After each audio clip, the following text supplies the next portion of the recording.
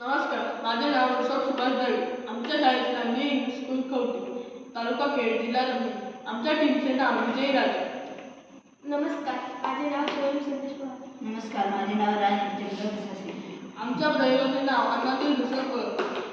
भेसळयुक्त अन्नामुळे लहान मोठे, गरीब श्रीमंत सर्वांच्याच आरोग्याला धोका पोहोचतो. अन्नातील वेगवेगळ्या भेसळीमुळे वेगवेगळे आजार उद्भवतात.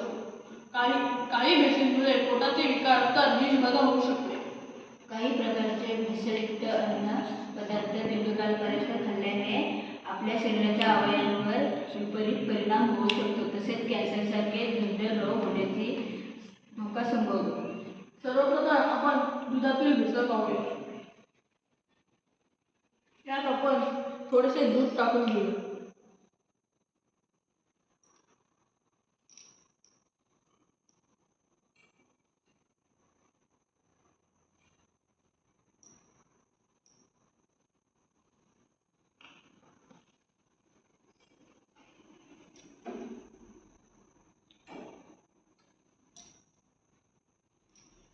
यात आपण थोडेसे आयोडीन टाकून जर दुधाचा रंग निळा झाला तर या दुधात भेसळ असते. आपण त्यात 2 थेंब आयोडीन टाकूया.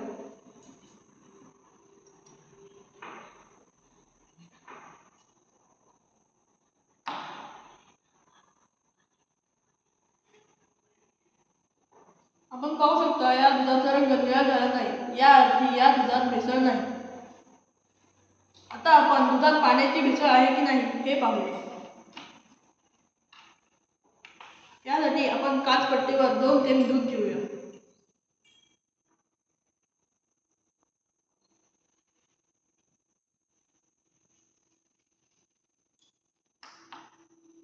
दुधाची पांढरी रेषा जर पारदर्शक असेल तर या दुधात पाण्याची भेसळ असेल.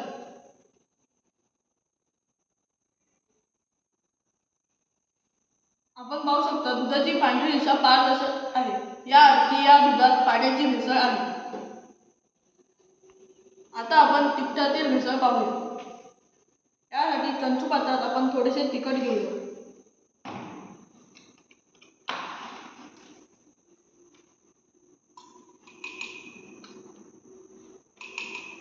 यात आपण थोडे पाणी टाकूया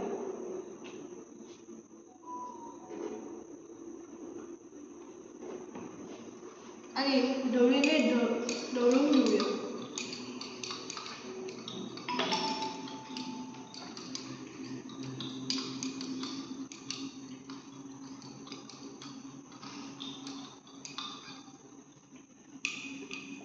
आता हे मिश्रण 2 मिनिटं तसेच ठेवून जर ह्याच्याखाली साखा तयार झाला तर या तिखटात भेसळ असेल असे म्हणता येईल. आपण पाहू शकता या तिखटात साखा तयार झालेली नाही, या अर्थी याच्यात भेसळ नाही.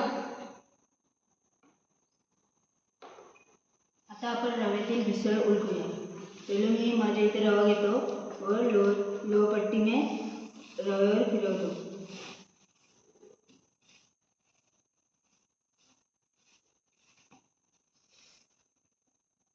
आपण पाहू शकता लोहपट्टीला रवा चिकटलेला नाही, म्हणजे यात भेसळ नाही. आता आपण हळदीची भेसळ पाहूया. सर्वप्रथम मी आता घरगुती हळद घेतो. आता थोडेसे पाणी घेऊया.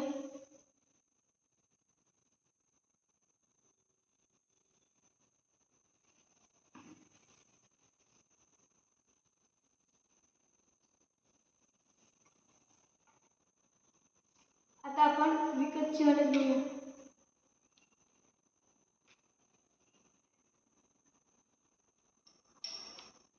थोडे आपण पाणी घेऊया.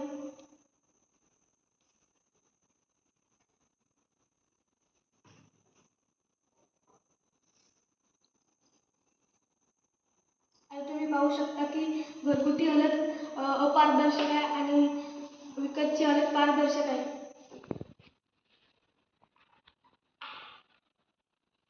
अशा रीतीने आपण अन्नातील भेसळ ओळखू शकतो.